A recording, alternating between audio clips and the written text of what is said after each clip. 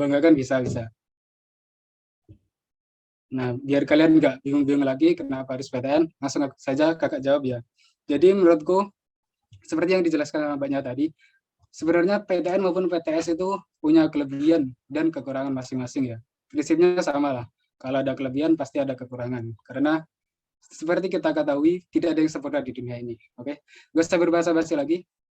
Langsung aja kelebihan yang pertama yaitu biaya kuliah di PTN itu memang lebih terjangkau dibandingkan sama PTS. Kenapa? Karena itu disubsidi oleh pemerintah. Kemudian PTN itu telah menerapkan sistem uang kuliah tunggal UKT per semester yang berbeda-beda diukur dari kemampuan kalian para mahasiswa. Jadi kalian nggak usah tuh ribet-ribet praktikum, ujian, ataupun yang lain itu karena biayanya sudah dijadiin satu di UKT. Nah, tapi hal ini hanya berlaku untuk jalur SNMPTN dan SBMPTN karena kalau jalur mandiri itu misalnya di ITS selain membayar UKT yang biasanya lebih mahal dibanding jalur lain, kalian juga wajib membayar sumbangan pengembangan institusi SPI atau biasa dikenal dengan uang gedung. Nah, misal teknik komputer itu kalau punya kakak 75 juta sih, termasuk mahal. Nah, kemudian kelebihan yang kedua yaitu terkait peluang kalian keterima kerja. Di dunia kerja tak jarang perusahaan itu mensyaratkan pegawainya merupakan lulusan PTN. Hal ini bukan tanpa alasan ya. Kebanyakan perusahaan itu menilai bahwa emang lulusan PTN itu biasanya lebih bandingkan sama lulusan PTS. Tapi bukan berarti kalau lulusan PTS itu pasti buruk dan akan susah terima kerja. Hal ini kembali lagi ke diri kalian masing-masing. Walaupun misalnya kalian lulusan PTN ternama, terbaik pula kayak ITS misalnya. Nah, tapi kalau kualitas diri kalian nggak baik ya, skill pas-pasan, tentu perusahaan akan ogah menerima kalian. Dan sebaliknya, walaupun misal kalian lulusan PTS yang kurang terkenal, jika kalian bisa membuktikan kalau kalian memiliki kualitas diri yang baik, ya perusahaan pasti akan dengan senang hati memilih kalian gitu. Kemudian yang ketiga, agak lama gak apa ya kak? Kemudian yang ketiga yaitu nilai gengsi yang tinggi. Nah, tapi jangan jadikan nilai ini sebagai tujuan utama kalian masuk PTN. Gengsi itu hanya sebagai bonus. Pokoknya jangan. Ya emang kalau kalian keterima di PTN tuh orang-orang di sekitar kalian pasti akan menilai kalau kalian tuh hebat, pinter. Wah, anak itu hebat sih bisa masuk PTN ini, bisa masuk UI, ITS, keren. Kalian bisa menyembuhkan diri lah kalau kalian masuk PTN. Tapi ya kembali lagi ingat tujuan utama kalian masuk PTN itu untuk mencari ilmu dan pengalaman, bukan hanya untuk mencari gengsi. Jika tujuan awal kalian aja udah salah, percayalah, pasti makin akhir makin ruwet. Bukannya tanpa alasan sih, tapi karena kalau misal ada orang yang pengen banget masuk PTN, misal pengen masuk ITS, pokoknya masuk aja. Pasti dia akan memilih jurusan yang paling mudah keterima di PTN tersebut. Walaupun jurusan tersebut kurang sesuai, kurang sesuai dengan minat dan bakat dia. Nah, hal ini akan berakibat fatal waktu dia udah kuliah. Bisa jadi dia mampu bertahan sampai lulus, namun chaos tidak benar-benar menguasai ilmu pengetahuan yang dipelajari karena memang bukan minat bakatnya atau udah jurusan. Nah, jadi hal ini penting banget ya dan harap kemudian yang keempat yaitu peluang menerima beasiswa lebih tinggi karena kuota beasiswa di PTN itu biasanya lebih banyak dibandingin sama kuota beasiswa di PTS. Misalnya beasiswa KIPK yang kuota antara PTN dan PTS itu terpaut jauh. Di ITS kuota KIPK angkatanku itu 800-an lebih. Kan pendaftarannya juga cuma 800-an. Jadi dengan peluang keterima KIPK yang sangat tinggi, 100% berbeda dengan PTS yang kuota KIPK-nya sedikit, kalian bisa banget keterima kalau di PTN. Bisa keterima beasiswa itu. Kemudian yang kelima, yaitu relasi dengan orang-orang hebat yang banyak. Jadi, misal kalian kuliah di PTN, apalagi PTN yang top, termasuk kayak saya misalnya, bukannya sombong ya, misalnya di ITS, tempat aku, kalian pasti dengan mudah bertemu dengan orang-orang hebat, kayak CEO perusahaan ini, perusahaan itu, manajer proyek nasional. Dosen saya kebanyakan juga gitu sih. Dan sehingga kalian bisa dengan mudah mengambil ilmu yang banyak dari mereka. Sekian itu sih yang kakak tahu. Mungkin yang lain bisa menambahkan. Wah, berarti emang meskipun banyak apa ya kayak PTN sama PTS itu tentunya pasti ada perbedaannya kan ya. Iya, pasti Ya, ada. tapi pastinya itu ada keunggulan di masing-masingnya gitu kan. Menurut Iya. kita sendiri, menurut mungkin dari versinya Azadun mungkin PTN mungkin lebih apa ya? Lebih baik, lebih keren. Lebih baik gitu lah ya. Ya, karena memang bisa keterima sih. Kita juga harus apa ya guys? Kita juga harus memperhatikan akreditasi dan iya, penting ini. apa ya? Dan kualitas diri kita sendiri gitu. Contohnya aja kalau misalnya sama kayak Kazadun tadi, beliau masuk di ITS, namun kalau kita masuk ke ITS, namun kualitas diri kita tidak di-upgrade dan tidak terus ditingkatkan lagi, maka juga kita hanya bangga dengan nama universitas, tapi buat banggalah universitas kalian dengan nama kalian. Betul banget. Kayak gitu ya. Makasih. Mungkin dari Kak Immanuel Sihombing nih, aku juga mau ngajak ngobrol nih.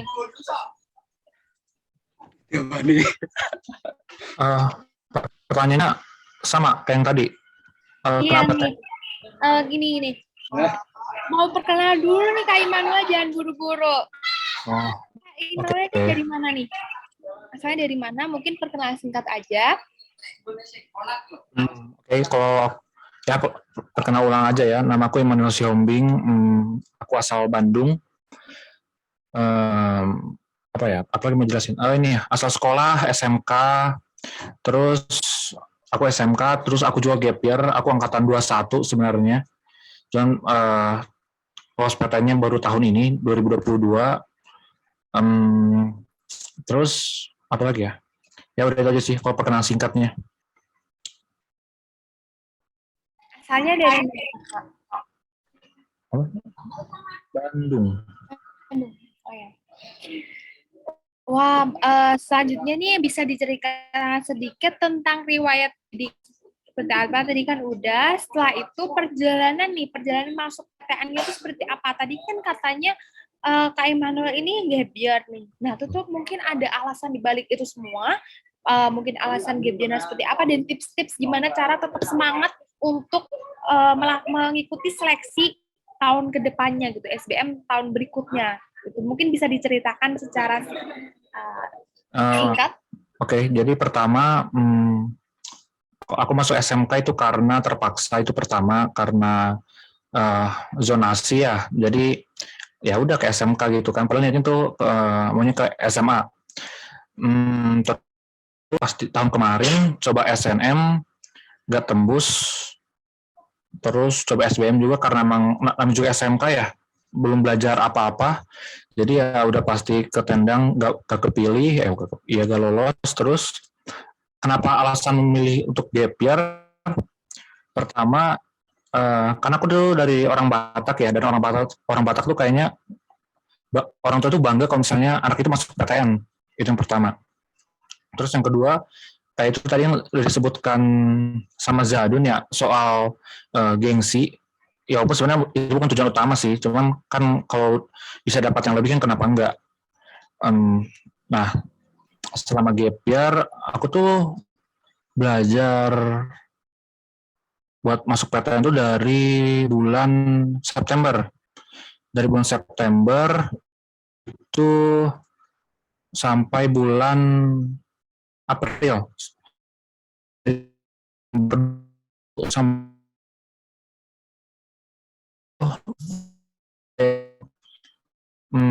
Ada yang kayak sambil kerja, kayak nyambi juga kuliah semi gap year. Kalau aku sih full, jadi kayak benar-benar belajar di rumah.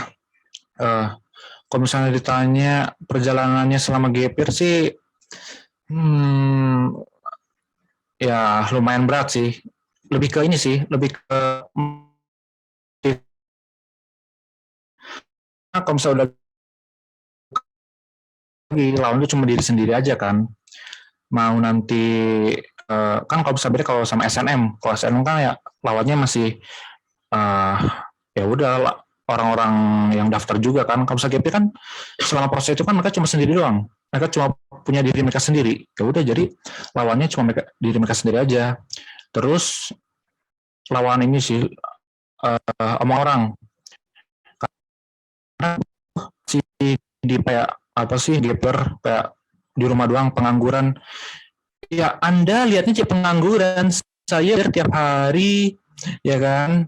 Anda lihat cuma jadi pengangguran, tapi aku rumah ya. Ya sama ini juga sih.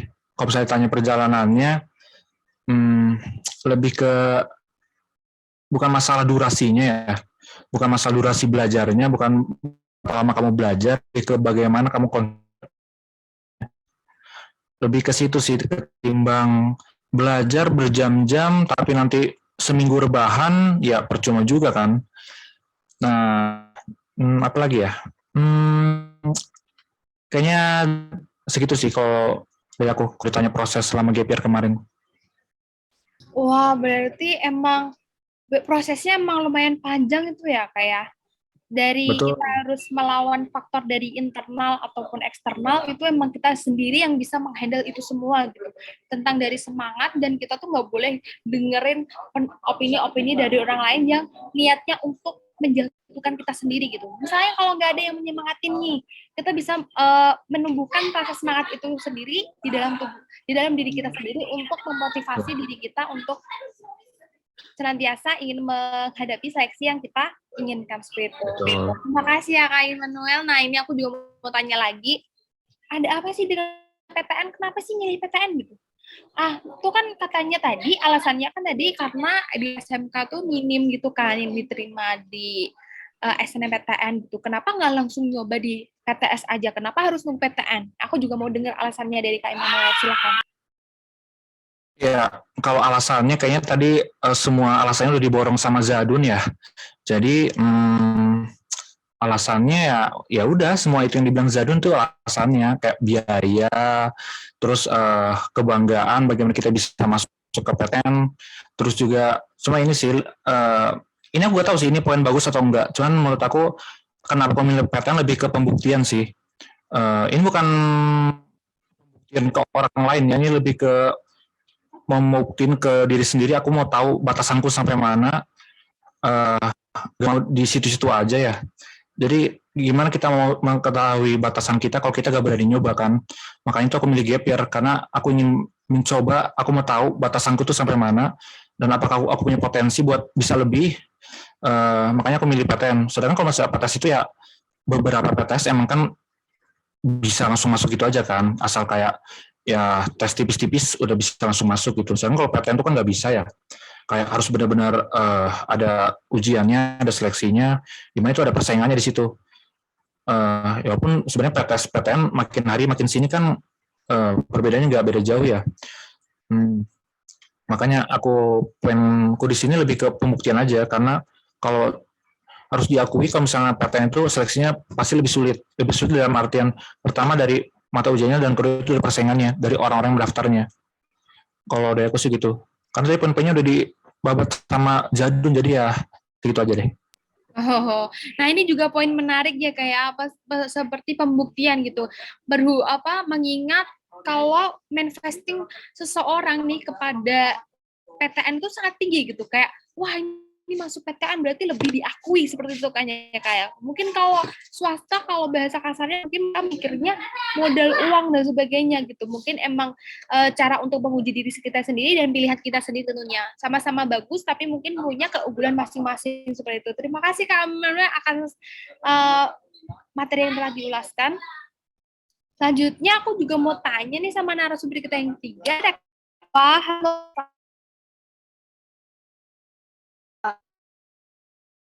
Boleh perkenalan dulu secara singkat, asalnya dari mana, terus riwayat pendidikannya tuh apa aja gitu. Silahkan. Kenalkan nama aku Rich Fatufazara atau biasa dipanggil Iva. SMA-nya dulu di MANU Bandar Kudus, asalnya dari Semarang. Terus apa lagi ya? Udah sih. SMA asal dari Semarang. Oh, dari Semarang ya kayak. Nah, ini tuh terus apa sih Kak? perjalanan seputar masuk PTN itu apa gitu. Kan berdasarkan situ yang terbaca, emang UI itu menjadi impian Karifa sendiri gitu kan. Nah itu tuh perjalanan masuk UI dan untuk simak UI itu gimana? Apa yang perlu diajari atau apa? Bisa dijelaskan perjalanan seputar masuk UI? Perjalanan aku seputar masuk UI, pertama kan SNM dulu, SNM nggak diterima, nggak lolos. Terus SBM tapi nggak daftar di UI sih. SBM nggak lolos juga. Terus akhirnya kesempatan terakhir seleksi mandiri itu belajar terus lah. Pokoknya belajar terus ikut simak. Di waktu aku belajar dulu aku cara-cara belajar, pokoknya kan UI kan kampus impian aku. Sebisa mungkin aku harus bisa dapat UI dengan cara aku sendiri. Jadi aku kayak belajar dari soal-soal tahun lalu. Oh ya, soal-soal tahun lalu tuh juga bisa dilihat di web UI-nya langsung. Jadi kita kayak bisa lihat-lihat soal-soal tahun lalu dari 2018 di webnya itu sendiri. Aku dulu juga pernah ikut tryout. Nah ini kan juga mau ada tryout gratis kan.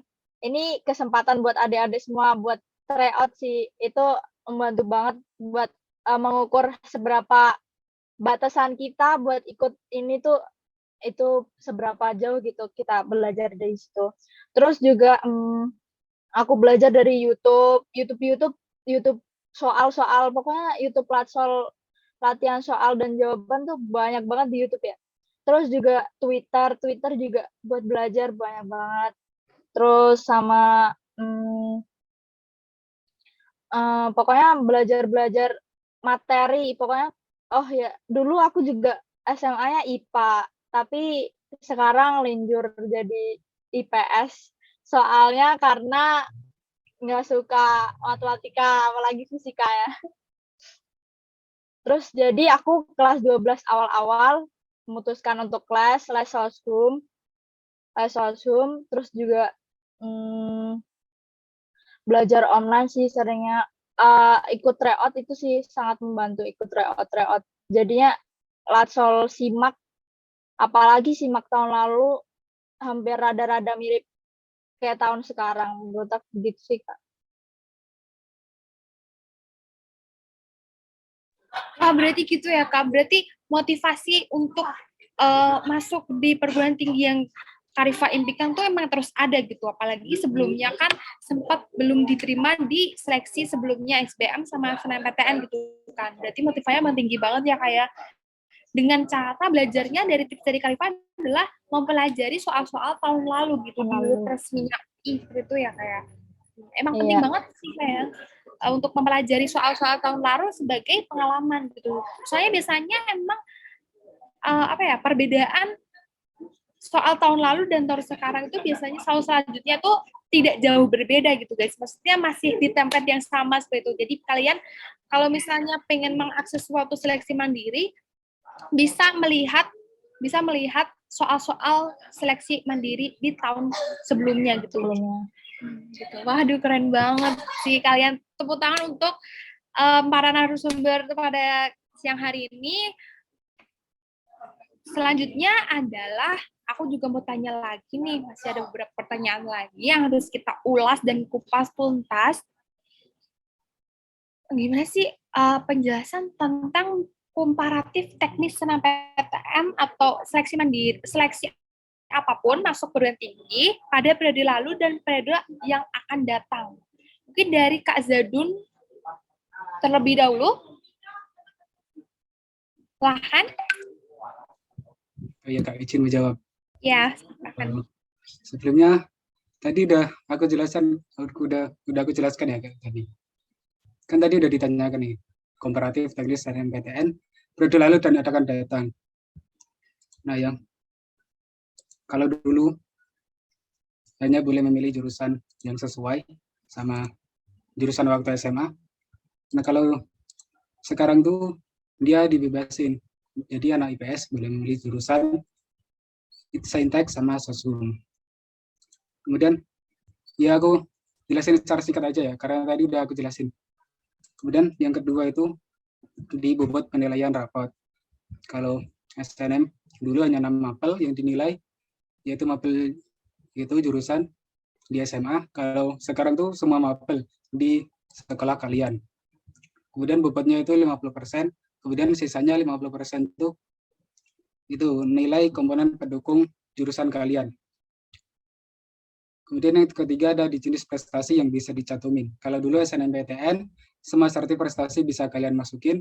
Kalau di 2023 ini, sertif yang bisa kalian cantumin itu yang berhubungan sama jurusan kalian. Jadi itu aja sih kalau menurut aku. Waduh, pastinya pasti tetap ada perbedaan atau pengupdatean dari tahun lalu dan tahun sekarang ya, kayak pasti banyak ya. Iya, Nah, pasti ada. wah, setelah itu ya Kak ya. Untuk selanjutnya tuh adalah aku juga pengen tahu dan mungkin dari kakak-kakak narasumber bisa membagikan nih gimana sih tips-tips cara membangun tekad dan keyakinan diri untuk memutuskan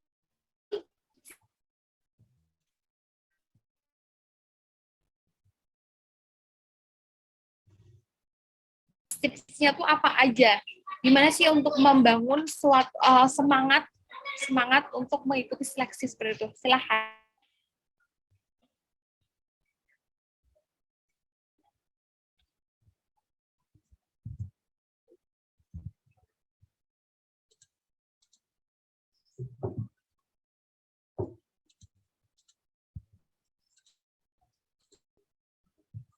Maaf Kak, tadi suaranya nggak kedengeran tadi.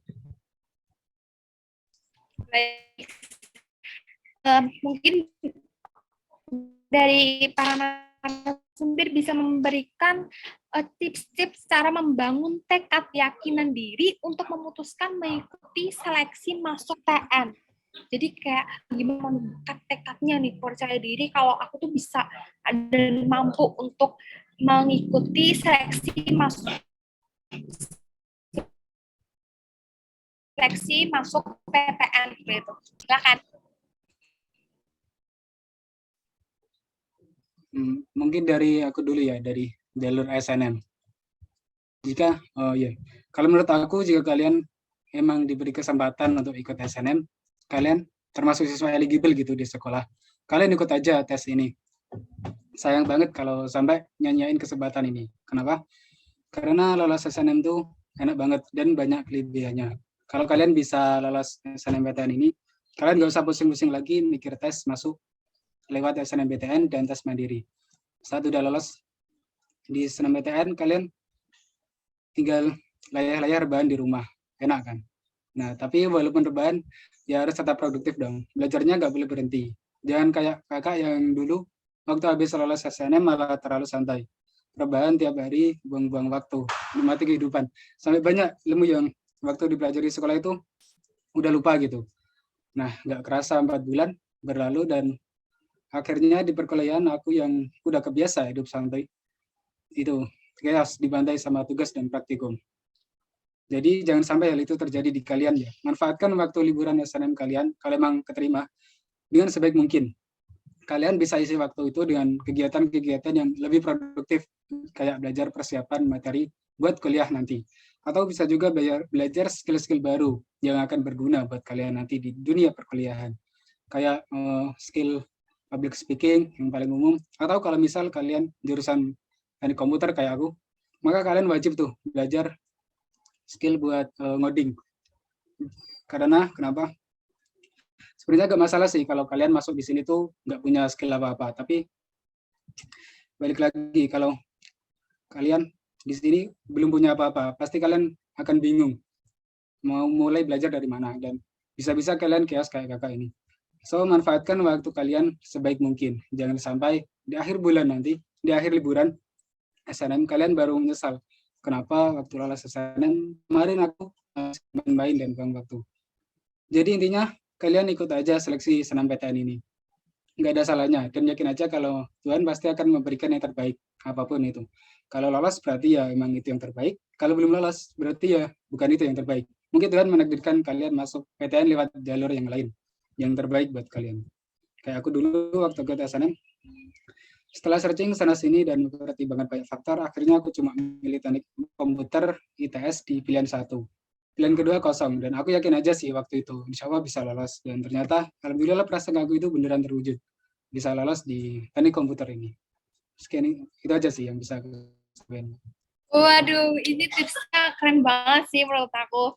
Kayak dari kita, kalau Kak Jadunafi udah adalah tim yang optimis banget dengan pilihannya, Nah, ya, dengan tidak menggunakan kesempatan kedua untuk mendaftar di prodi lain gitu ya. Berarti emang kita tuh emang optimis, mengimbangi dengan doa, bukan hanya kita hanya doa usahanya gitu. Kita harus mengimbangi doa dan usaha itu ya. Selanjutnya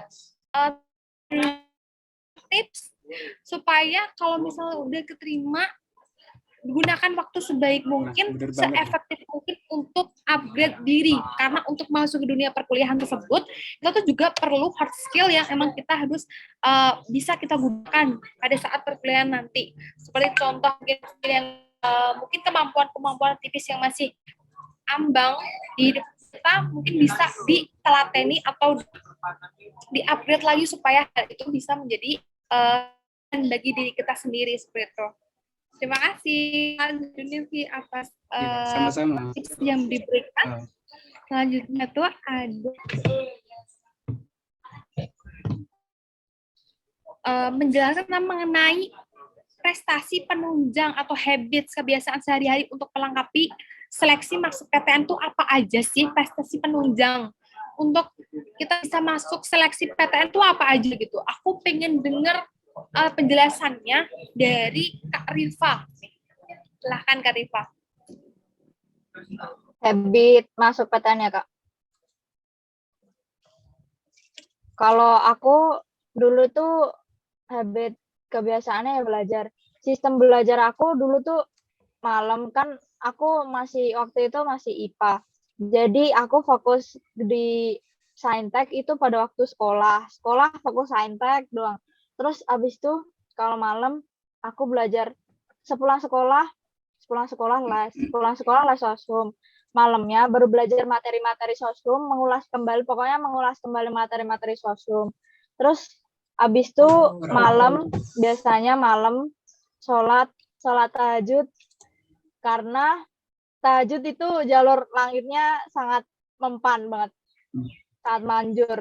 Terus pagi pas waktu libur biasanya belajar santai, mengulas kembali juga, terus nonton YouTube yang belajar.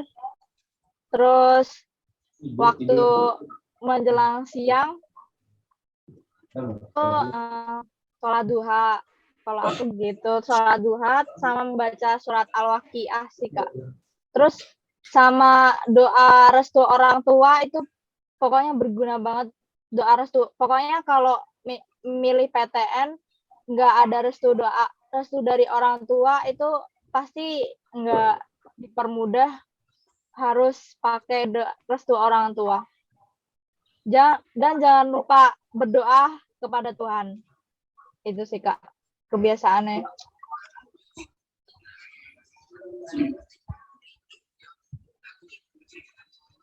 Wah, itu pasti kebiasaan-kebiasaan yang emang udah dirancang supaya untuk mengimbangi usaha ya Kak Rifa ya. Seperti mungkin Kak Rifa di sini lebih ke jalur langit gitu kan. Karena emang itu sangat-sangat berpengaruh gitu sama doa restu orang tua guys. Lagi-lagi emang kita harus mengutamakan doa orang tua untuk segala aktivitas kita harus kita libatkan kepada Tuhan Yang Maha Esa dan orang tua gitu. Jadi kalau misalnya kita usaha tok itu kurang lengkap. Mari kita lengkapi dengan segala usaha atau ikhtiar yang ada gitu. Aku setuju banget sih Kak Rifa, itu keren banget. Mungkin dari yang lain narasumber ini bisa menambahkan terkait apa sih kebiasaan sehari-hari yang sebelumnya dilakukan untuk masuk di PTN gitu, seleksinya gitu. Ada? Mungkin ada? Mungkin aku izin menambahkan ya. Boleh banget Kak Immanuel, silahkan. Ada yang bahas jalur langit. Kalau aku mungkin lebih ke bahas ke keseharian aja ya. Karena aku selama gap year tuh ya di rumah, berarti kegiatanku tuh ya sebenarnya itu aja ya. Akhirnya terbentuk sebuah kebiasaan yang ya lumayan sering aku lakuin konsisten. Pertama itu mandi ya. Mungkin kelihatan sepele ya mandi ya. Cuma menurutku mandi itu penting banget sih ketika kita mau belajar. Kalau misalnya kita ini udah selesai mandi tuh otaknya tuh langsung fresh. Buat belajar pun itu enak banget kalau misalnya udah selesai mandi. Terus ini apa itu membangun mood. Nah, itu yang susah. Membangun mood buat belajar. Sebenarnya orang-orang tuh tergantung sih, beda-beda buat membangun mood. Kalau aku sendiri biasanya dengar musik. Kalau aku biasanya dengar musik atau enggak aku ngemil-ngemil aja. Tapi ngemilnya ini apa tuh jangan sambil belajar kalau aku ya, karena kalau aku sambil makan tuh gak masuk kalau belajar.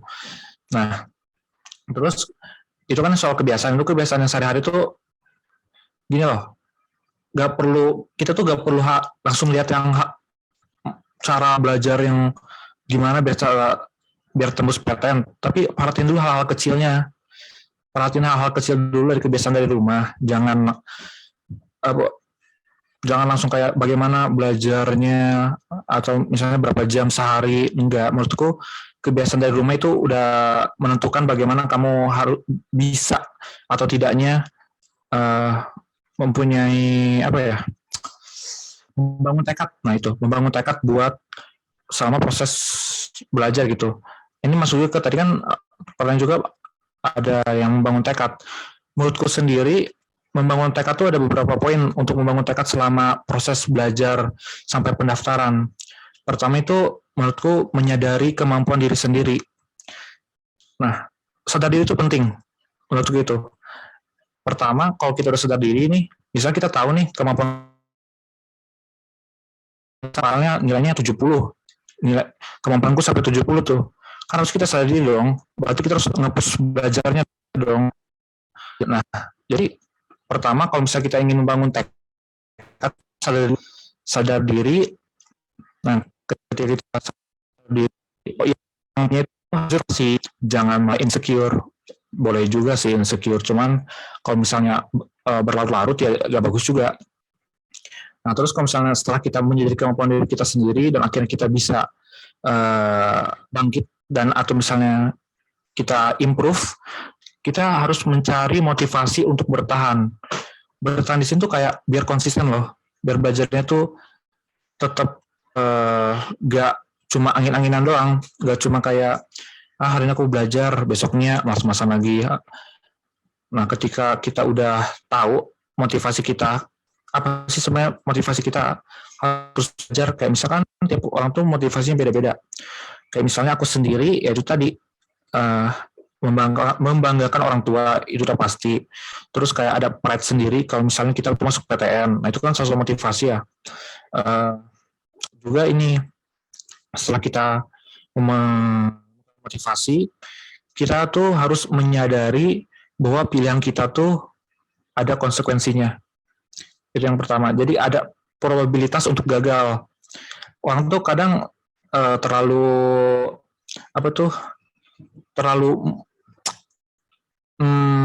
muluk, walaupun yang bikin kita jadi kayak terlena gitu, bahwa kita betul berpikir bahwa kita tuh kayaknya ketika kita belajar kita pasti berhasil.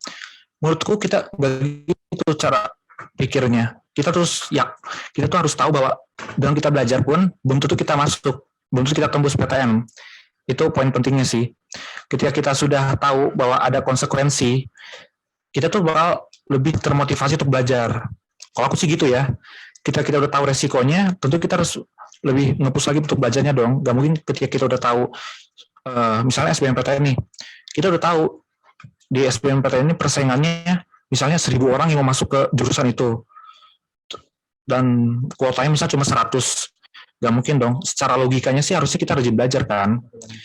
Makanya menurutku kita tuh sebelum belajar nih, mindset dari awalnya kita harus tahu bahwa aku punya kesempatan untuk gagal, juga punya kesempatan untuk berhasil. Cuman belajar ini digunakan untuk mengecilkan kemungkinan kita untuk gagal.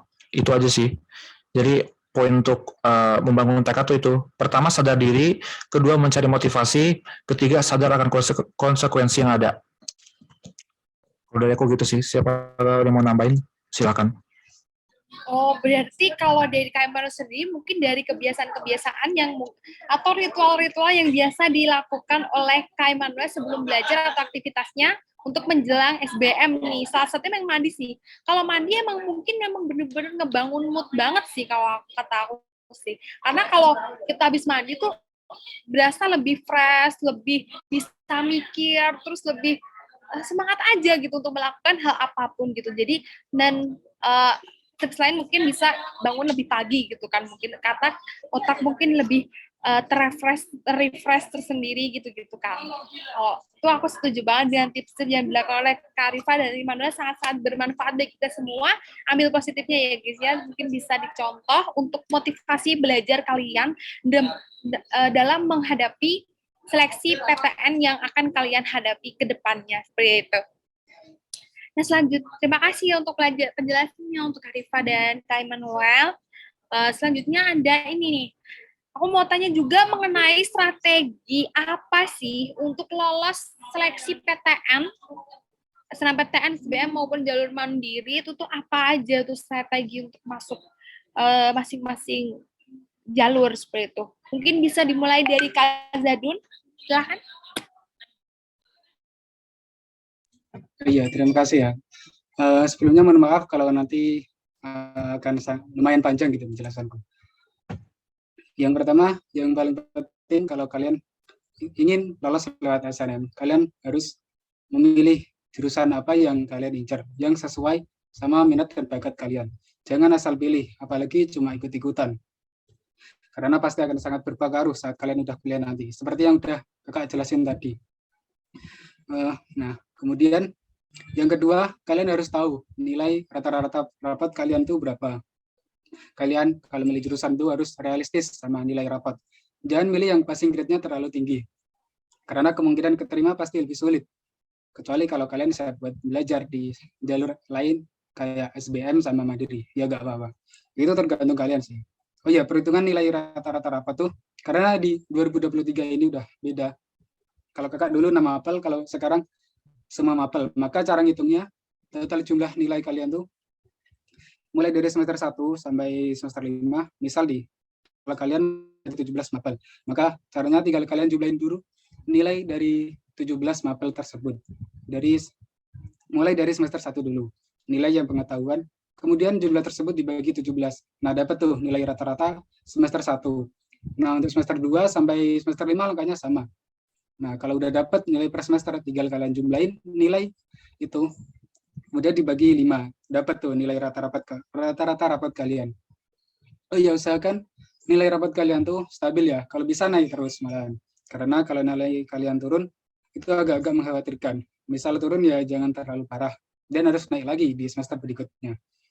Nah, kalau udah dapat, kalian bandingin tuh nilai rapat kalian sama passing grade di jurusan PTN yang kalian incer. Misalnya, teknik komputer ITS, waktu kakak dulu, minimal rapatnya itu 85,2, kalau nggak salah. Dan alhamdulillah, nilaiku waktu itu 88,4. Jadi, kemungkinannya besar gitu, karena itu melewati passing grade-nya. Nah, jadi harus realistis sama nilai rapat kalian. Kemudian yang ketiga, terkait mata pelajaran pendukung. Nah, mata pelajaran pendukung ini beda-beda tergantung sama jurusan yang kalian pilih. Dan di mapel pendukung ini usahakan nilai kalian harus lebih tinggi dibanding nilai yang lain. Misal, teknik komputer kayak kakak. Maka nilai mapel pendukung, yaitu mapel fisika sama matematika itu kalian dari semester 1 sampai 5 harus lebih tinggi dibandingkan sama semester yang lain. Usahakan. Kemudian tentang keketatan jurusan, ini juga penting. Semakin kecil tingkat keketatan jurusan yang kalian pilih, artinya jurusan tersebut semakin ketat dan semakin kecil peluang kalian buat lolos di jurusan tersebut. Kalau angkanya besar berarti ya sebaliknya. Nah, terus pilih yang mana? Yang ketat dan sulit atau yang longgar dan mudah? Nah, ini balik lagi ke kalian. Kalau kalian ingin masuk di jurusan yang favorit di PTN, maka nilai kalian juga harus tinggi, serta faktor-faktor pendukung yang kalian miliki juga harus tinggi. Apalagi ya? Oh ya, sertifikat dan portofolio. Kalau di 2022, sertifikat ini hanya jadi pilihan opsional. Di peraturan terbaru ini, sertifikat menjadi poin penting karena terkait dengan prestasi kalian. Makanya kalian harus banyak-banyakin ikut lomba biar dapat sertif yang bisa buat nambah peluang kelulusan SNMPTN kalian. Oh iya, untuk sertif yang bisa diterima tuh minimal tingkat kabupaten. Semakin tinggi jenjangnya, maka semakin tinggi nilai sertif tersebut. Kemudian ada beberapa jurusan yang butuh portofolio, misalnya jurusan seni dan olahraga. Nah, kalian harus cantumin nilai portofolio kalian. Kemudian track record alumni, biasanya dilihat dari jumlah alumni sekolah kalian yang lolos di SNMPTN jurusan yang kalian pilih. Kalau kalian ingin peluang keterimanya besar, kalian pilih jurusan PTN yang udah banyak alumni di jurusan yang dari sekolah kalian di sana. Terus kalau pengen masuk di jurusan yang belum ada alumni gimana? Masa nggak boleh? Ya boleh. Tapi ya gitu, peluang keterimanya nggak sebesar kalau ada alumni. Nah itu aja sih kalau menurut aku. Kalau misalnya ada tambahan ya bisa cari sendiri di Google. Wah, berarti emang apa sih namanya, strategi untuk masuk seleksi PTN di jalur SNMPTN ini emang harus mempertimbangkan pilihan ya kayak. Soalnya kan ini emang kesempatan yang lawannya tuh istilahnya seleksi pertama, jadi keketatannya jauh lebih tinggi seperti itu ya kayak. Jadi emang kita harus mempertimbangkan lebih matang lagi tentang pilihan yang akan kita ambil seperti itu. Karena jurusan itu akan membawa kita ya ke dunia kerja dan sebagainya. Jadi emang benar-benar menentukan banget. Jadi jangan sampai salah jurusan atau tidak sesuai dengan passion kalian ya guys ya. Aku sarankan emang jangan hanya ikut-ikutan teman kalian pilih A, kalian langsung pilih A. Jangan. Kalian harus mulai untuk membangun pedoman diri atau berpendirian seperti itu. Nah, acara selanjutnya, terima kasih untuk para narasumber atas diskusi yang kita lakukan pada siang hari ini, talk show-nya. Setelah acara selanjutnya adalah saya serahkan kepada pihak NF untuk terkait dengan tryout gratis yang akan kalian dapatkan setelah mengikuti webinar ini. Halo KNF, dari pihak NF mungkin.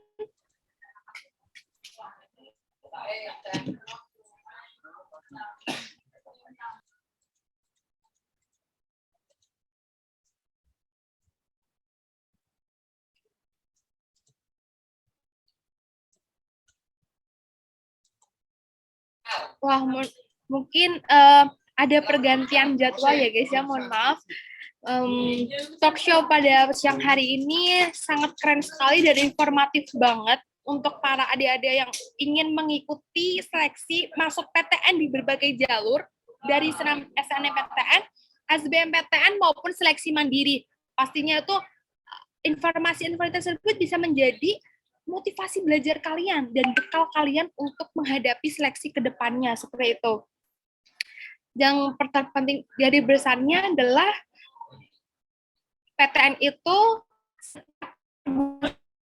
memiliki keunggulan dan kekurangan masing-masing, dan apapun yang kalian inginkan itu tetaplah berpendirian seperti itu, dan apapun yang kalian inginkan jangan lupakan orang tua dan jangan lupa libatkan Tuhan yang tetap produktif dan tetap menjadi siswa dan calon mahasiswa yang baik, produktif, akomodatif, dan aktif seperti itu ya.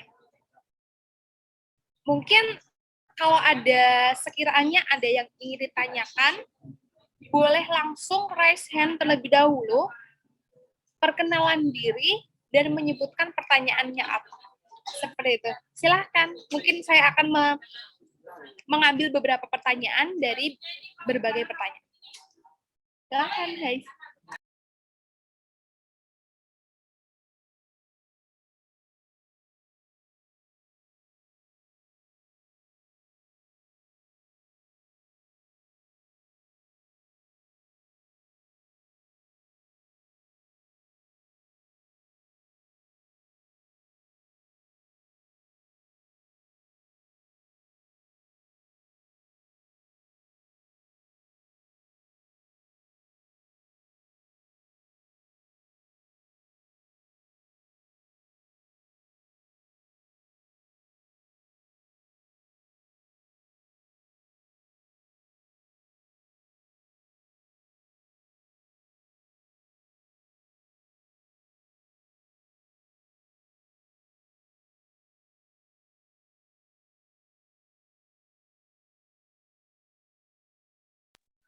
Sembari menunggu pertanyaan-pertanyaan dari teman-teman nih, aku juga mau ngobrol-ngobrol dikit sama para narasumber pada siang hari ini. Ini sekiranya tuh apa aja sih pesan untuk kelas 12 atau pejuang masuk PTN pada tahun depan? Apa aja nih pesan-pesannya yang mungkin akan bisa disampaikan? Silahkan dari kalian, mungkin dari para narasumber bisa memberikan pesan-kesannya, tips-tips ataupun apa. Silahkan. Udah Ya, selesai. dari aku ya, kalau ditanya pesan ya, karena juga udah pernah gagal juga, mungkin lebih ke ini sih, lebih ke aku tekanin lagi ya, soal bahwa kita tuh ada kemungkinan gagal untuk tidak lolos. Nah, dari situ kita tuh harus paham bahwa dengan begitu kita harus membuat planning, kita harus buat motivasi, dimana kita tuh bakal harus lebih giat belajar, kan? Nah, jadi setelah kita udah tahu, kita bakal termotivasi buat lebih giat lagi belajarnya. Apa kelas 12 ya, masih kelas 12 jangan sampai gap year sih, kalau menurutku sih jangan sampai gap year ya. Oh ya gap year juga apa-apa sih, cuman ya berat juga, lumayan berat kalau gap year tuh. Kalau bisa sih kan kalian mulainya tahun ini kan masuknya, dan aku pun berharapnya gitu. Belajarnya mending dari sekarang, cicil-cicil materinya dikit-dikit, walaupun over gitu, tapi kan itu ngaruh banget kalau misalnya udah kita ngebangun kebiasaan buat belajar walaupun kayak dikit-dikit, nanti volume belajarnya nanti bisa ditambah perlahan-lahan. Gitu sih kalau dari aku. Mungkin narsum yang lain mau nambahin atau gimana?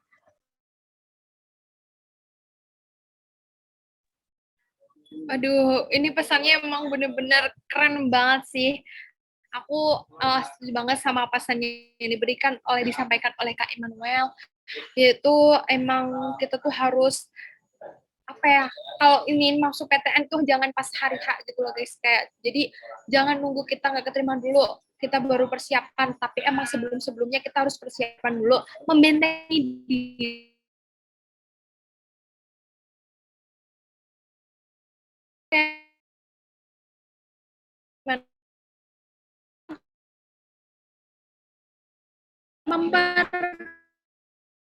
memperluas waktu seperti itu, memperpanjang waktu untuk kalian belajar dan menimba ilmu. Boleh banget memberikan pesan kepada ingin masuk seleksi, ingin mengikuti seleksi PTN untuk tahun depan. Gimana?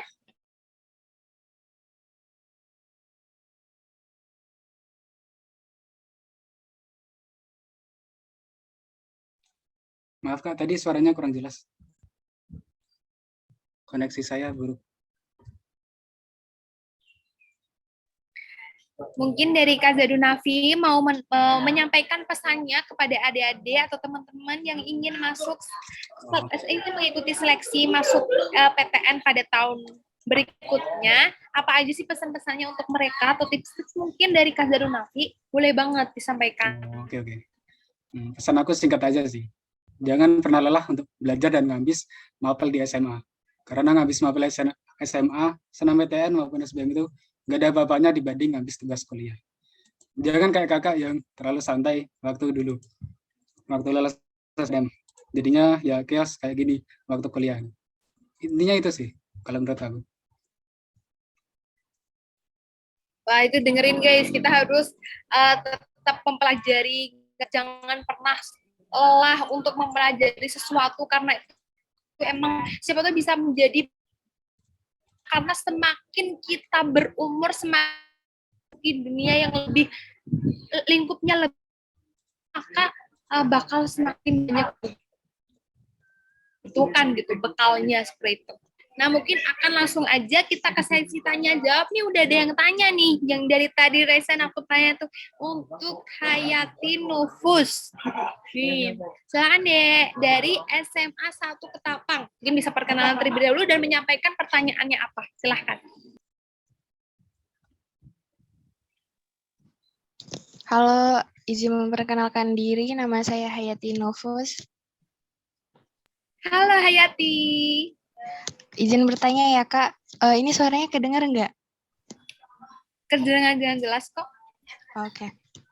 Kan katanya akreditasi sekolah pada saat SMA nanti berpengaruh di PTN-PTN. Kira-kira selain meningkatkan nilai raport dan mempersiapkan sertifikat belajar untuk untuk belajar nanti, itu ada tips lainnya nggak Kak? Yang harus dipersiapkan. Mohon maaf Hayati, bisa diulangi pertanyaannya karena di aku putus-putus. Kan akreditasi sekolah sangat berpengaruh untuk peluang keterima di PTN nanti. Selain meningkatkan nilai raport dan mempersiapkan sertifikat dan belajar, itu ada tips lainnya nggak Kak? Baik, terima kasih. Si pertanyaan dari Hayati ini sangat bagus banget. Gimana sih tips-tips yang lain untuk menghadapi atau persyaratan-persyaratan masuk untuk seleksi PTN atau SNMPTN seperti itu? Mungkin bisa dijawab untuk oleh yang lain.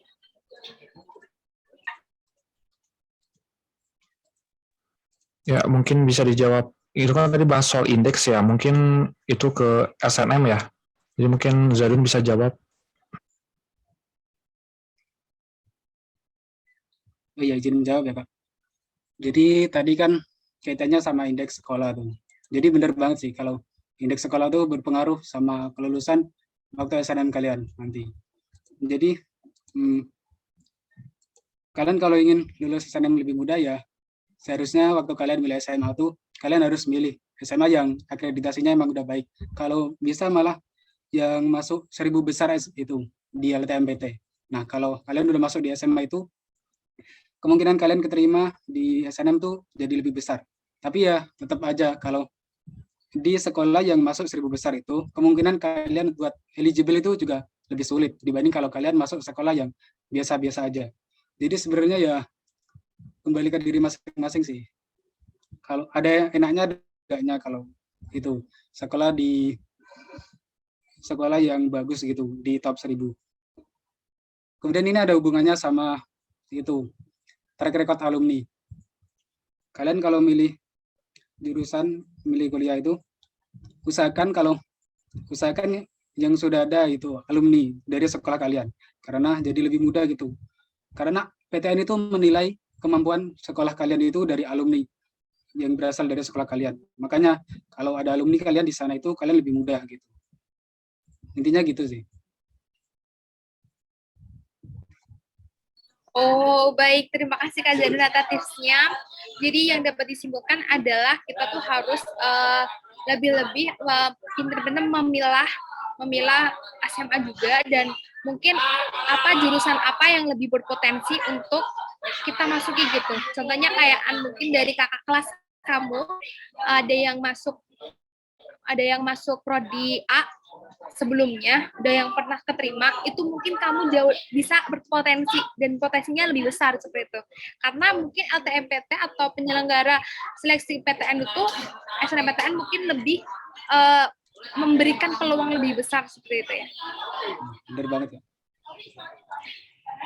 Gimana Hayati? Apakah sudah jelas? Siap Kak, udah jelas. Oh ya, terima kasih.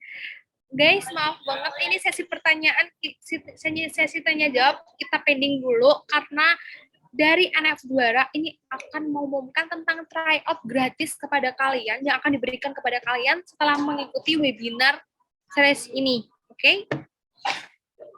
Halo pihak NF Juara. Halo, selamat siang. Halo Kak, selamat siang. Terima kasih sudah menyempatkan waktunya untuk menghadiri webinar pada siang hari ini. Waktu yang tepat saya persilahkan. Oke, berarti langsung aja ya kurang lebih ya. Saya izin share screen ya. Bentar.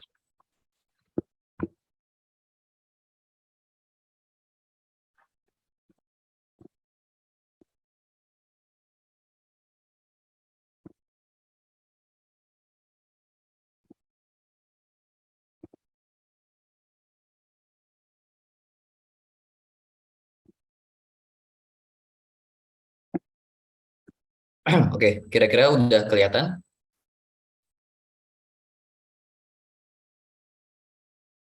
Oke, Udah kan? udah ya. Oke, pertama-tama mungkin saya sedikit mau ngejelasin terkait juara bagaimana, karena kan kita kerjasama dengan Caraku juga, gimana biar teman-teman yang ikut webinar di Caraku bisa nyobain juga nih gimana sih simulasinya nanti kalau misalnya UTBK ataupun mungkin nanti namanya SNBT di realnya. Nah, di NF Juara bisa dicobain lah kurang lebih seperti itu. Mungkin perkenalan dulu, nama saya Gatra, perwakilan dari NF Juara yang mungkin akan jelasin sedikit. Saya izin untuk share message-nya. Jadi untuk teman-teman yang menggunakan Android, teman-teman bisa langsung buka Play Store lalu cari NF Juara.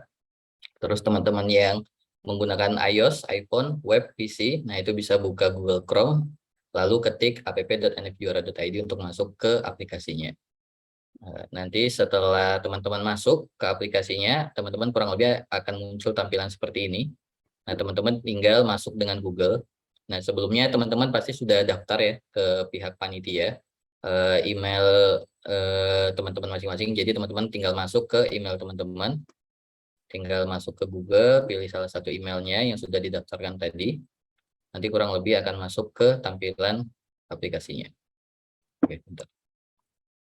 Ini dilewati aja. Nah, kurang lebih ini tampilan aplikasinya NF Juara nantinya. Nah, teman-teman untuk mengikuti tryout yang diadakan Caraku dan NF Juara, teman-teman masuk ke menu yang ada di paling kiri ini. Namanya menu tryout terjadwal. Nah, ini diklik. Nah, di sini akan ada banyak tryout nih. Teman-teman scroll ke bawah aja. Nah, di sini nanti akan ketemu nih tryoutnya. Tryout webinar series Caraku dan NF Juara. Nah, setelah ini teman-teman sudah dikasih juga kan kode untuk masuk ke tryoutnya. Kalau misalnya belum nanti panitia akan share, tapi kalau misalnya sudah, teman-teman tinggal klik punya kode yang ada di sini, lalu masukkan kodenya. Masukkan kode tryoutnya, tinggal daftar. Nah, di sini artinya sudah bisa masuk ke tryoutnya. Nah, kita tinggal pilih apakah kita IPA, IPS, atau IPC. Apakah saintek, sosum, ataupun campuran jurusan yang akan kita tuju. Nanti tinggal klik aja. Misalnya saya contohnya pilih yang IPC.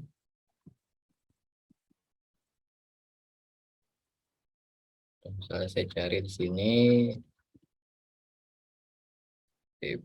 Oke. Nah, setelah sudah dipilih ketiga jurusannya, tinggal didaftar saja. Nah, maka selesai. Nanti teman-teman bisa langsung ke tryout-nya. Kalau nggak salah, waktu pengerjaannya 18.15 ya, nanti sore. Nah, ini saya buka dulu sementara untuk biar bisa simulasi. Nah, teman-teman udah masuk ke sini, tinggal tekan mulai aja di tryout-nya. Kurang lebih ada 70 soal, total 89 menit ya. Dimulai.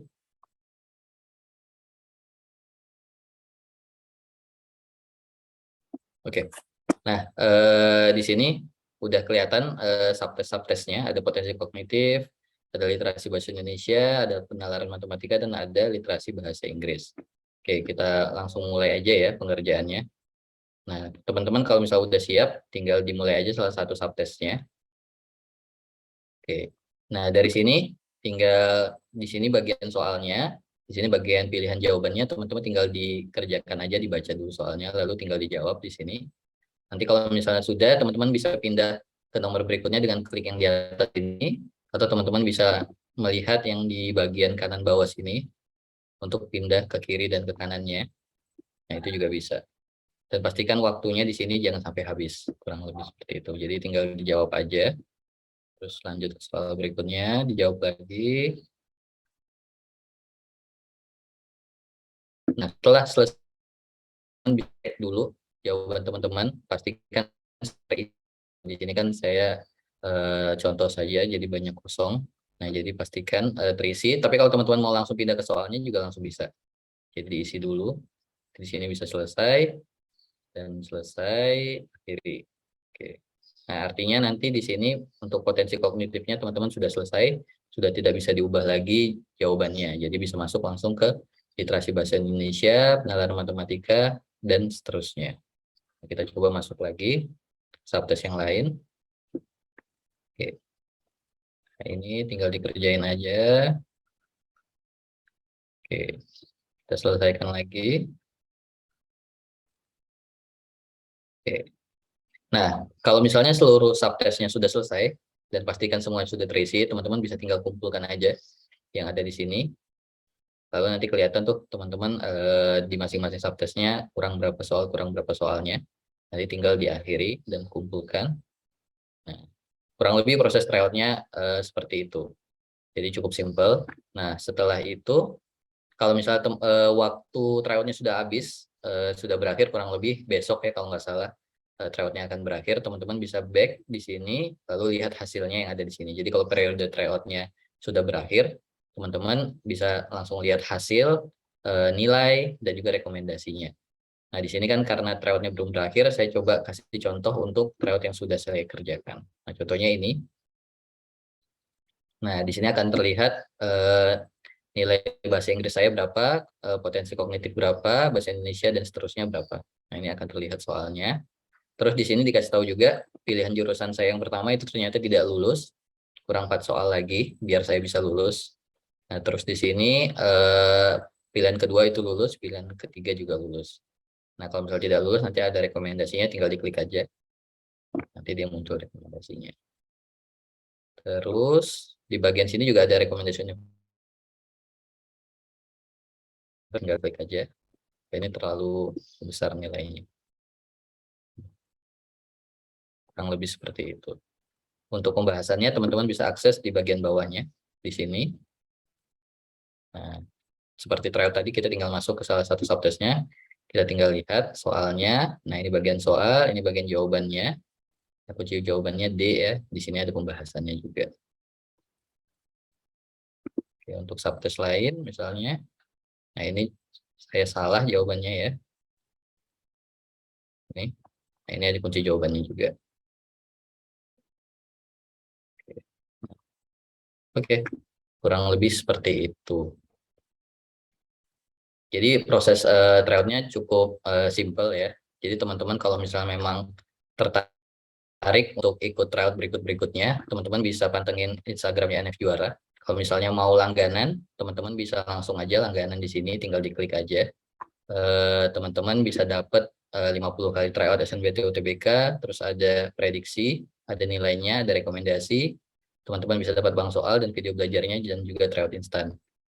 Ini khusus promo untuk Sumpah Pemuda. Terus kalau misalnya teman-teman mau cobain live class-nya di NF Juara, nah kurang lebih nanti minggu depan, 2 minggu lagi itu ada live class-nya, itu teman-teman bisa daftar juga untuk gratisnya. Itu kurang lebih. Mungkin dari saya cukup seperti itu. Terima kasih.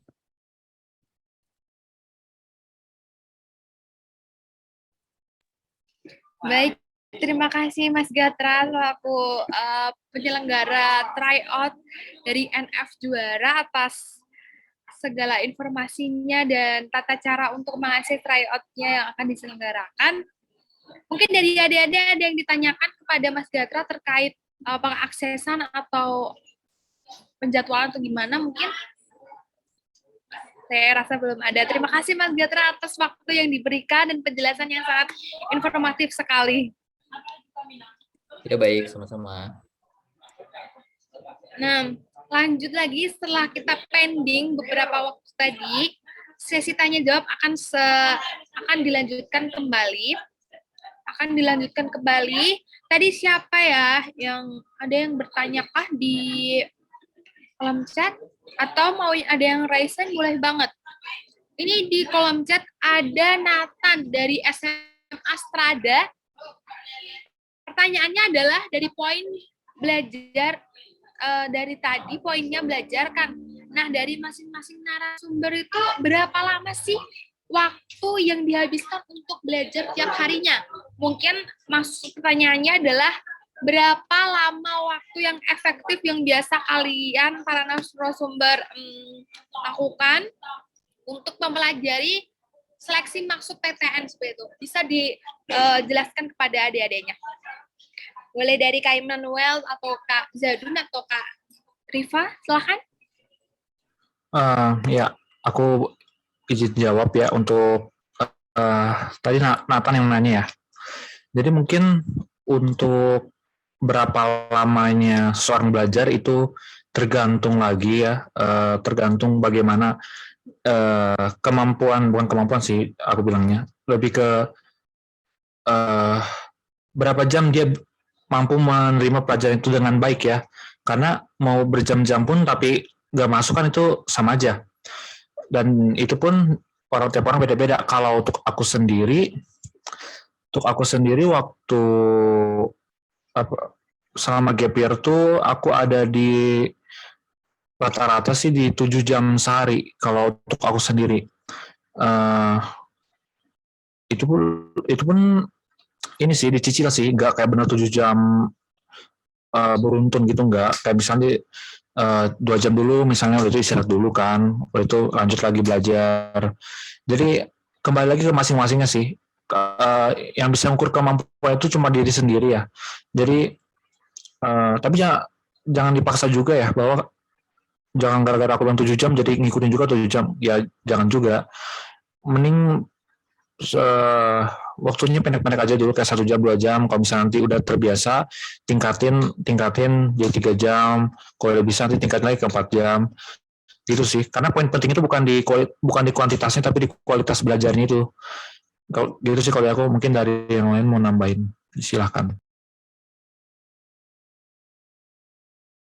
Wah, berarti intinya adalah kalau kita belajar emang semampunya aja, Kak. Maksudnya kalau misalnya kita udah dirasa capek, itu tuh boleh banget istirahat, guys. Karena efektivitas waktu itu dari kita sendiri.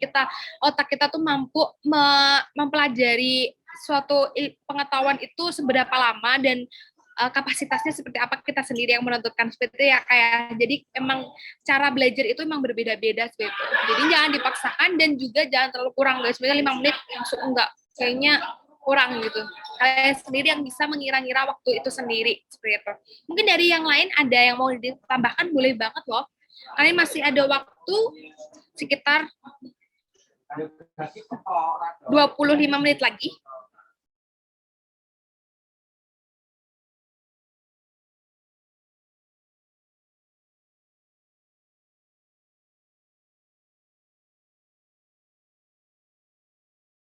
Oh, kalau dari aku sendiri sih Kak, belajar yang waktu efektif, yang kalau berjam-jam aku kayak nggak betah gitu. Jadi kalau aku belajar 3 jam tapi terus-menerus. Jadi kayak daripada aku berjam-jam nggak masuk, mending aku masuk. Nah, kalau dari Karifa sendiri mungkin berbeda ya dari Kak Immanuel. Kalau belajar itu emang kayak kita sendiri yang tahu efektifnya tuh seperti apa dan seberapa lama itu kita sendiri. Dan waktu-waktunya juga kita sendiri yang menentukan. Mungkin ada yang lebih mampu belajar, maksudnya dirasa efektifnya itu pas tengah malam, atau pas subuh-subuh, atau di tempat yang sepi, atau gimana. Itu kita sendiri yang menentukan kenyamanan tersebut. Ya seperti itu ya. Lanjut lagi untuk pertanyaan selanjutnya nih, saya rasa nih. Ini ada yang raise hand dari tadi, ada Faiza dari SMA Pusaka 1 Jakarta. Boleh banget langsung perkenalan dan menyebutkan pertanyaannya. Halo Faiza. Halo, nama aku Faiza dari SMA Pusaka 1 Jakarta. Aku ingin bertanya untuk Kak Immanuel ya.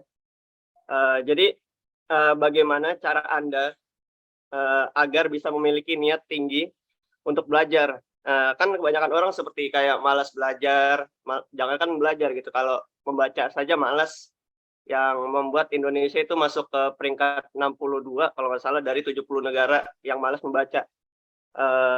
Jadi bagaimana menurut Anda agar bisa meningkatkan niat untuk belajar gitu? Kan tadi kan Anda bilang bisa belajar 7 hari sekali.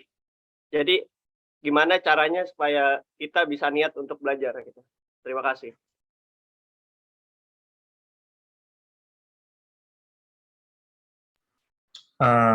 Ini aku langsung jawab aja kali ya Kak. Untuk niat ya, Kalau tuh kan berarti dari diri sendiri kan. Jadi kalau misalnya kita tuh gak bisa berharap bahwa orang lain tuh bisa memotivasi kita, ayo semangat belajar, ya gak bisa juga. Kalau misalnya tanya, gimana caranya memotivasi atau misalnya hingga akhirnya bisa konsisten belajar, itu lebih ke pertama, itu tadi kan aku udah bilang ya, kita terus sadar diri dulu, sadar diri akan pilihan kita. Misal nih, aku memilih buat masuk Fakultas Hukum Unsur dengan kekerjaan. Nah itu kan persaingannya Fakultas Hukum Unsur ya. Jadi ketika aku udah sadar diri bahwasannya jurusan aku mau itu emang lumayan ketat, ya udah aku tingkatin belajarnya, aku tingkatin doanya juga, karena kayak gitu lagi, cuma diri sendiri yang bisa menyadarkan bahwa ayo jangan malas kan. Sedangkan kalau misalnya malas baca, sebenarnya aku juga malas baca sih sebelumnya. Sekarang selama hukum harus rajin baca lah. Mungkin saudara Eza juga berniat masuk hukum juga. Jika memang demikian punya niat masuk hukum, harus rajin belajar sih. Rajin belajar di sini membaca, kayak nanti kan membaca banyak buku, jurnal juga kan. Baik, jadi dari aku sih gitu. Kalau misalnya ditanya soal bagaimana niat atau misalnya cara biar konsisten baca itu, sadar diri dulu. Itu kunci awalnya. Baru nanti langkah-langkah selanjutnya pasti bakal mengikuti dan pasti lebih dimudahkan. Itu ya, Faiza. Terima kasih. Baik, mungkin kalau dari Kak Emmanuel, emang mungkin kalau cara untuk meningkatkan kualitas belajar kita adalah dengan kita sadar diri ya Kak Emmanuel, apa tentukan pilihan kita apa, terus itu jadi Sadar diri jangan itu penting. Ya, kita jangan terlalu menyepelekan pilihan kita dan kita harus tetap mengambil diri untuk istilahnya seperti memantaskan ya kayak memantaskan diri. Kalau kita pengen A, ya kita harus memantaskan itu seberapa tingginya kita harus mengikuti hal tersebut gitulah istilahnya. Mungkin ada pertanyaan yang lain, aku mau tahu dari di kolom chat aja nih.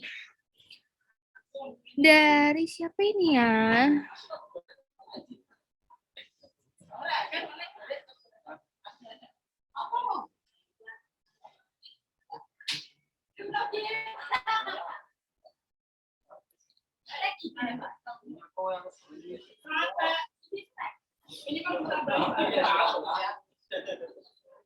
Yang pertama, nih ada pertanyaan dari Kayla Anjani. Bisa on mic. Halo Kayla. Ini pertanyaan yang disampaikan adalah kalau boleh tahu buku apa yang dipakai buat SBMPTN yang recommended apa ya? Terus cara bagi waktu belajar buat SBM sama belajar sekolah gimana ya? Makasih. Mungkin ini kalau terkait SBM ini emang kan Immanuel sih yang harus jawab gitu. Mungkin yang lain juga bisa banget kalau ingin menambahkan. Silahkan. Oke. Terkait buku ya. Buku SBMPTN yang aku gunakan itu ya buku Raja. Buku Raja, oke. Ya aku sebut merek lah ya, udah tahu lah ya. Buku Raja itu. Jadi aku pakai buku itu, buku Raja versi Sosumnya. Terus sama aku juga pakai, pertama itu buku Raja itu lumayan sih menunjang belajar aku, kayak aku belajar materi di sana. Aku sendiri belajar tuh gak bisa kayak cuma baca buku, catat. Aku tuh kayak butuh visual buat kayak ada ngajarin gitu loh. Makanya aku tuh pakai apa itu namanya? Bimbel online.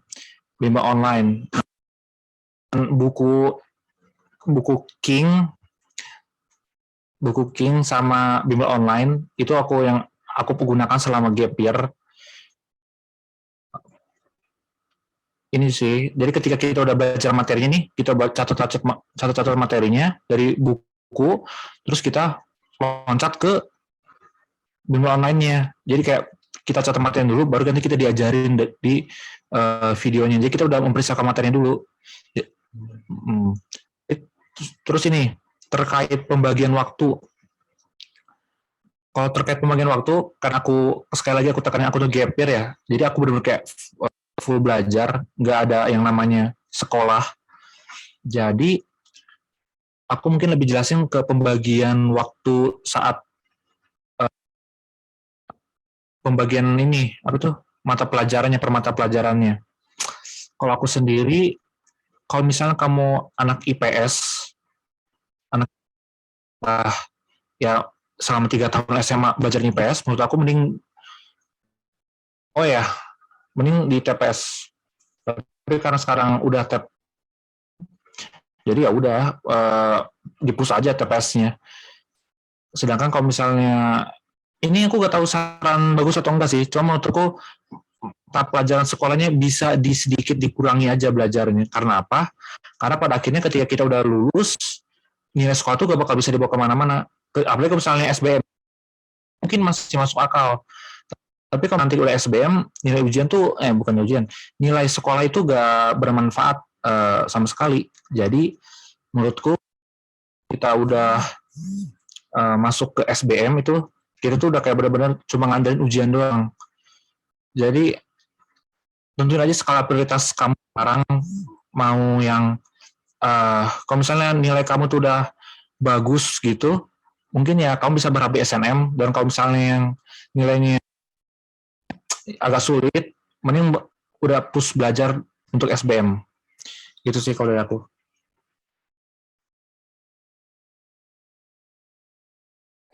Oh, baik, berarti kalau bisa aku simpulkan itu mungkin dari Kak Imanul sendiri belajarnya tuh nggak hanya dari buku saja gitu kan, karena kalau misalnya kita cuma dari buku aja kan bisa presentasi untuk bosen dan sebagainya itu pasti kan ada gitu kan, mungkin kita bisa diselingi dengan visualisasi atau seperti apa gitu kan bisa banget.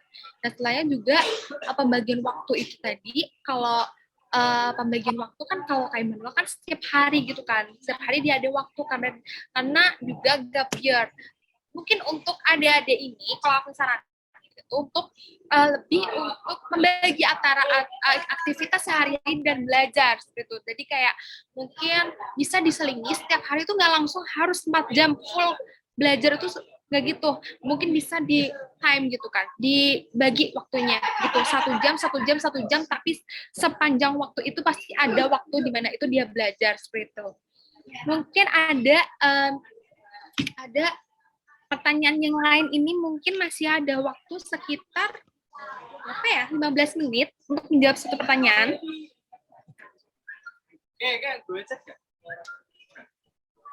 Nah, ini adalah untuk dari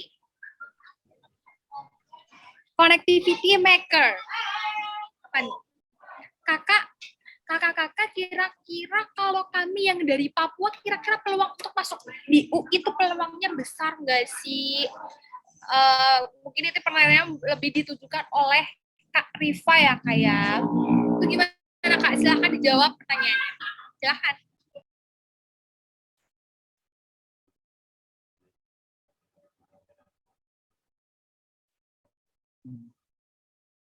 Sorry Kak, tadi pertanyaan. Oke, baik. Aku ulangi ya pertanyaannya. Ini aku bacain aja. Kakak, kira-kira kalau kami dari Papua tuh kira-kira peluang untuk masuk di UI itu peluangnya besar atau enggak sih? Peluang masuk UI besar banget, apalagi di Papua. Soalnya teman-teman aku banyak yang di Papua juga ada, di Sumatera juga ada. Itu tergantung, pokoknya peluang masuk UI besar banget. Orang bisa aja, itu peluang masuknya sangat besar banget. UI itu terbuka buat semuanya. Jadi baik, mungkin dari Karifa mungkin maksudnya itu untuk masuk UI itu tidak dibatasi atau tidak ada zonasi seperti itu. Jadi semuanya tuh bisa dari luar maupun dalam negeri itu berpotensi untuk masuk UI. Dari berbagai daerah tuh boleh banget Jadi nggak ada batasan dari Bener dari lah, daerah-daerah manapun. Seperti Iya, nggak ada zonasi apapun kan. kalau bersungguh-sungguh dan mampu dibarengi dengan insya Allah bisa deh itu lolos. Iya. Ya kan Kak? Baik. Rame loh. Mungkin ada pertanyaan satu lagi dari Risna Wahyu Nur Aziza dari SMA 1 Tanjunganom. Kak, maaf mau tanya soal sertifikat prestasi. Kalau misalkan sertifikat peserta dari universitas yang menyelenggarakan suatu event, itu bisa dipakai atau tidak ya Kak di jurusan itu juga?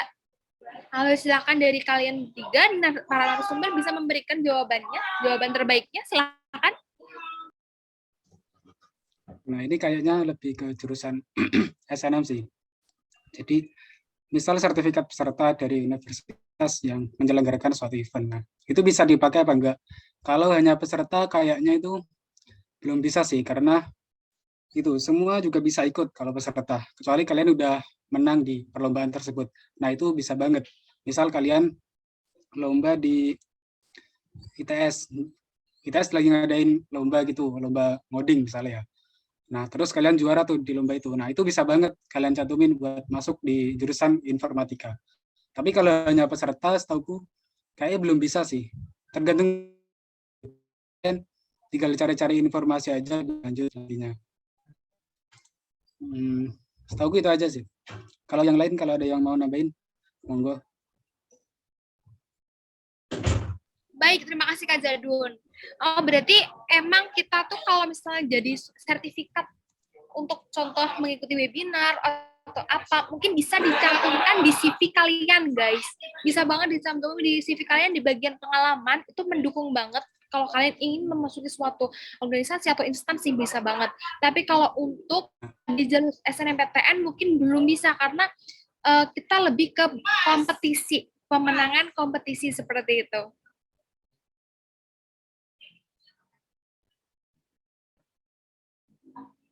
Ini ada pertanyaan dari Kanatan, tadi sudah dijawab. Berhubung waktunya masih ada, mungkin masih ada yang ingin ditanyakan, atau ada yang mungkin yang bisa kita sampaikan lagi dari pihak narasumber. Boleh sekali. Silahkan. Kita masih ada waktu sekitar 10 menit.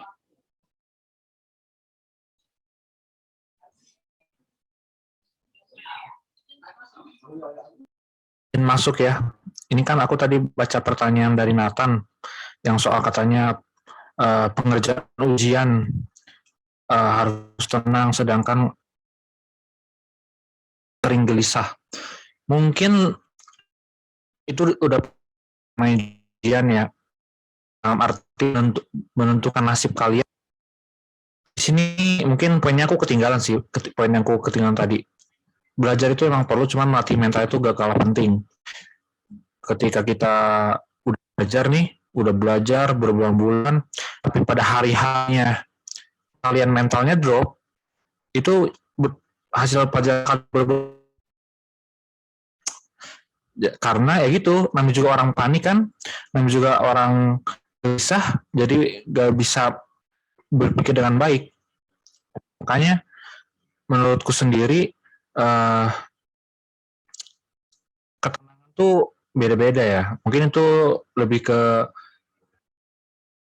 ada yang dengan berdoa bisa mencapai ketenangan.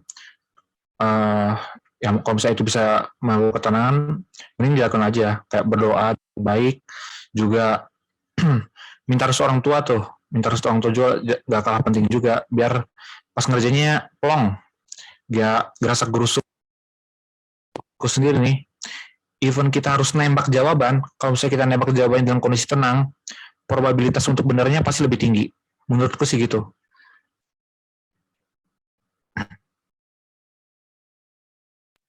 Jadi yang lebih penting itu mungkin yang disampaikan kami, emang kita meraih sesuatu itu kita juga harus ya kayak karena itu berpengaruh kepada kinerja kita gitu.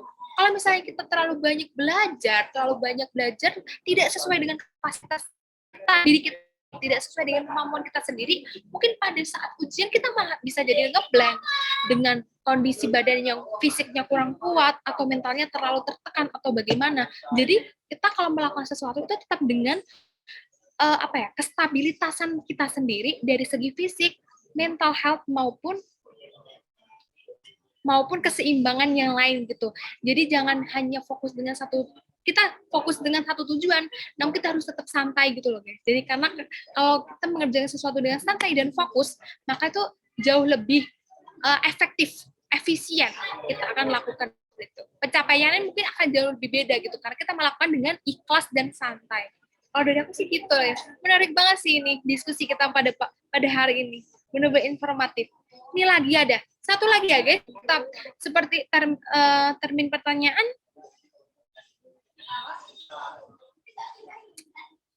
Satu pertanyaan lagi, mungkin dari Koker lagi. Ini kakak kalau nanya lagi, kalau kami dari SMK dengan jurusan otomotif, bisa nggak masuk UI dan mengambil jurusan manajemen? Ini gimana Kak Rifa? Silakan. Menurut aku sendiri bisa sih Kak, kalau dari jurusan otomotif bisa sama otomotif itu langsung masuk ke otomotifnya gitu. Kayak minat kan tergantung masing-masing. Jadi untuk masuk jurusan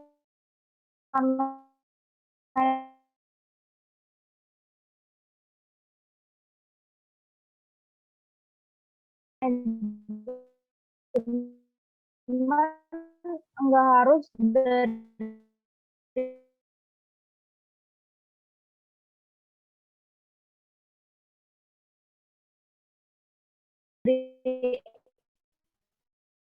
nggak harus dari yang jurusan ekonomi aja, tapi yang dari juga bisa masuk manajemen sendiri. Oke, baik. Mungkin bisa aku simpulkan dari penyampaian Karifa, mungkin kalau untuk masuk otomotif, dari jurusan otomotif itu bisa masuk manajemen atau enggak, jawabannya itu bisa, guys. Tapi mungkin kalian kan dari otomotif, selalu kan otomotif itu kan lebih ke saintek ya. Kalau mau masuk jurusan manajemen kan berarti harus tinjur ke soshum. Kalau misalnya tinjur ke soshum mungkin bisa mempelajari lagi soshum itu seperti apa dan apa aja persyaratan seleksi masuk soshum itu. Jadi intinya gini, bisa-bisa aja, cuman mungkin di SBM-nya atau simak UI-nya kamu bisa mengambil konsentrasi di soshum, mungkin seperti itu. Jadi semua dari kalangan semuanya itu bisa berpotensi guys, asalkan konsentrasinya itu sama. Jadi konsentrasi SMA itu bisa memumuni gitu, tidak tergantung gitu loh. Jadi kayak SNMPTN mungkin itu sangat berpengaruh ya guys kalau dari saintek ke soshum, karena emang itu dari sekolah sendiri. Tapi kalau untuk dari soshum kita sendiri yang belajar, kita nggak ada urusan lagi sama SMA gitu. Jadi kita sendiri yang lebih menentukan hal tersebut gitu. Kalau emang siap tinjur berarti harus siap mempelajari IPS atau materi-materi soshum dari awal seperti itu kan. Mungkin bisa lah ya, ini satu pertanyaan lagi dari Kayla Anjani. Ini saya ingin bertanya dengan Kakak Immanuel. Kalau boleh tahu jurusan ilmu hukum itu susah nggak sih maskulnya? Apa ada nemu matematika lagi? Makasih. Lagi-lagi emang matematika itu menjadi problem guys. Silakan Kak Immanuel. Jawab buat pertanyaannya Kayla Anjani mengenai jurusan ilmu hukum itu susah gak sih matkulnya atau dan ada gak MTK-nya. Nah, susah atau enggaknya, sejauh ini sih karena namanya juga masih maba ya, jadi masih bisa lah. Cuman mungkin kalau misalnya di hukum ini, itu tadi seperti aku bilang, rajin aja baca, karena bener, cuma itu aja kunci buat bisa survive di hukum tuh rajin-rajin baca aja. Kalau misalnya udah rajin baca, banyak referensi, mudah kok, gampang aja. Cuma kan susah itu emang bangun niat untuk membacanya ya. Terkait matematika ya, nemu mungkin cuma di 1-2 mata kuliah doang, nggak kayak setiap semester tuh ada, nggak kayak misalnya nanti ada yang namanya hukum waris di situ kayak juga itu ya. Nah juga waris kan, jadi harus ada pembagian di mana nanti kita pakai ya dikit-dikit matematika, cuma itu matematika dasar sih, nggak se prodi saintek, jadi masih aman lah. Jadi untuk kalian yang tidak suka matematika seperti saya bisa masuk hukum unsur.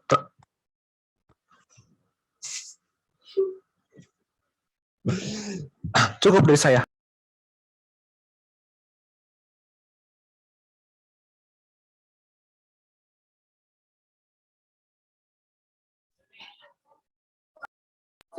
Nah, bagaimana dari Anjani, apakah sudah jelas penjelasan dari Kak Immanuel?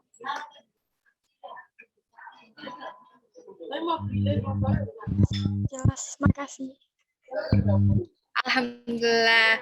Baik, karena berhubung waktu sesi tanya jawab sudah habis, maka kita akhiri diskusi kita dan talkshow kita hari ini.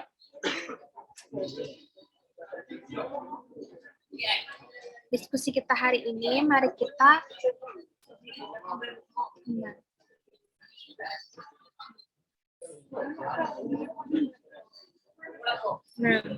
mari kita akhiri diskusi kita pada pagi hari ini. Saya selaku moderator pada siang hari ini mohon maaf jika ada salah kata atau perbuatan yang mungkin tidak salah atau masih bisa mohon dimaafkan. Waktu dan tempatnya kepada MC. Saya Veronica, pamit undur diri. Wassalamualaikum warahmatullahi wabarakatuh. Silakan MC.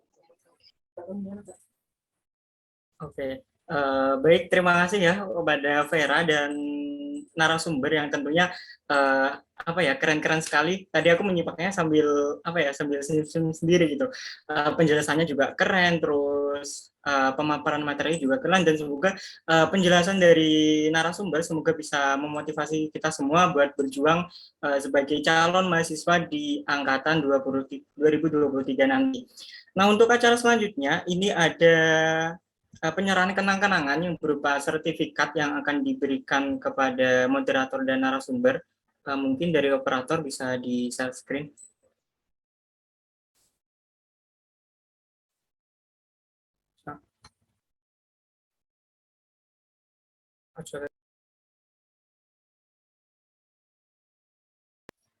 Nah, yang pertama ini ada sertifikat dari Kak Vera Novita selaku moderator kita pada hari ini. Sebelumnya terima kasih banyak buat Kak Vera Novita karena udah menyempatkan waktunya buat menjadi moderator pada siang hari ini. Terus untuk selanjutnya,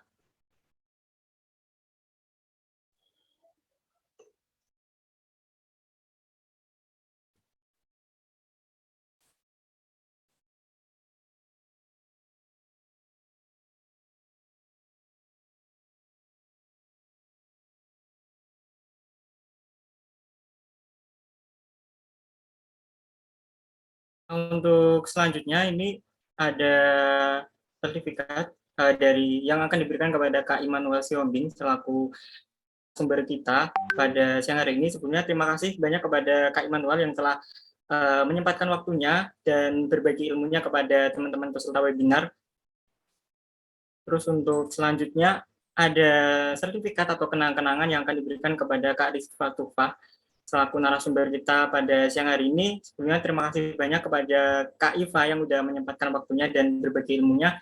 Dan yang terakhir ada sertifikat yang akan diberikan kepada Kak Zadun Nafik. Terima kasih buat ilmu yang telah diberikan kepada teman-teman semua.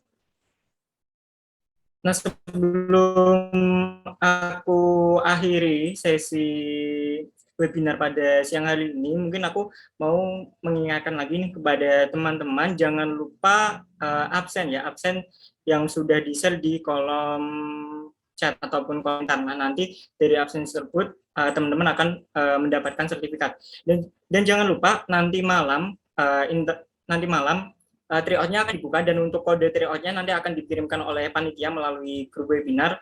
Batas waktu tryout-nya sampai besok pukul 18.30 dan nanti dimulai pukul 18.30 seperti itu. Nah, selanjutnya ada foto bersama. Mungkin teman-teman peserta webinar boleh minta tolong bisa dinyalakan ya kameranya gitu.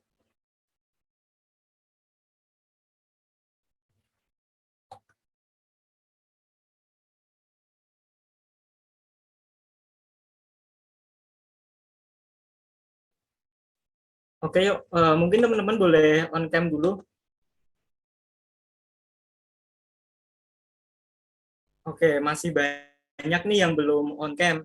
Oke, aku tunggu ya, biar teman-teman semua bisa masuk ke dalam frame. Oke, mungkin untuk yang slide kedua ini masih belum on cam sama sekali. Untuk slide ketiga juga belum. Oke, mungkin teman-teman yang belum on cam, aku minta buat on cam ya. Oke, mungkin karena operator udah siap ya buat SS.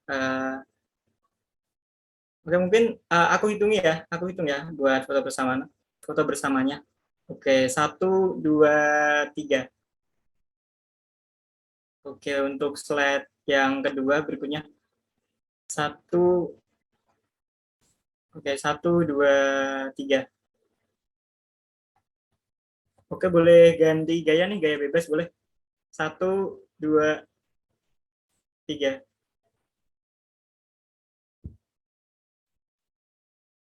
Oke, terima kasih kepada teman-teman ya yang udah menyalakan kameranya. Oke, kita sudah berada di penghujung acara.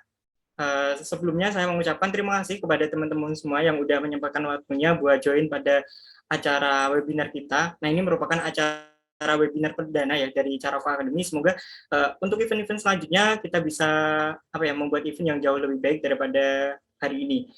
Dan sebelumnya, misal teman-teman nanti mau buat story atau mau buat story Instagram dan lain sebagainya, nanti boleh teman-teman bisa memakai Twibbon yang udah di-share, dan jangan lupa nanti tag IG Caraku Academy ya. Nanti insya Allah akan di-repost oleh Mimin gitu. Oke, mungkin akhir kata dari saya selaku MC. Mohon maaf apabila terdapat banyak kekurangan pada acara siang sampai sore hari ini. Terima kasih buat teman-teman yang udah menyempatkan waktunya buat join. Sampai jumpa di acara selanjutnya. Wassalamualaikum warahmatullahi wabarakatuh. Waalaikumsalam.